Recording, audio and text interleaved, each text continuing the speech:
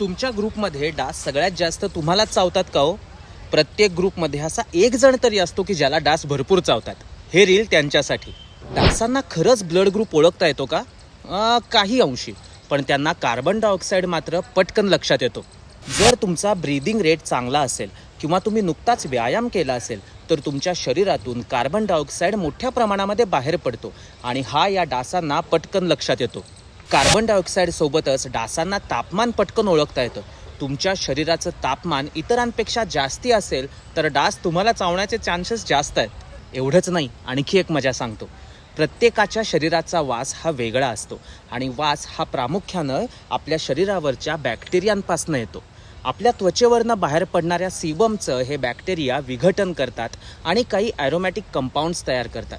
आता ज्यांचे aromatic compounds जास्ती असतील ते डासांचे टार्गेट बनतात. डासांचे नर कधीच चावत नाहीत, चावणाऱ्या माद्या असतात, कारण त्यांना अंडी घालण्यासाठी प्रोटीनची गरज असते, जी तुमच्या रक्तातनं पुरवली जाते. म्हणजेच तुम्ही डासांचे प्रोटीन सोर्स आहात. ब्लड ग्रुपबद्दलच बोलायचं झालं तर असं लक्षात आलंय की ओ पॉझिटिव्ह रक्तगट असणाऱ्यांना डास जास्ती चावतात. तुमचा ब्लड ग्रुप कुठला आहे आणि तुम्हाला डास किती चावतात मला कमेंटमध्ये नक्की सांगा. आणि अशाच मजेशीर फॅक्ट्स जाणून घेण्यासाठी फॉलो करत राहा साईभाईला.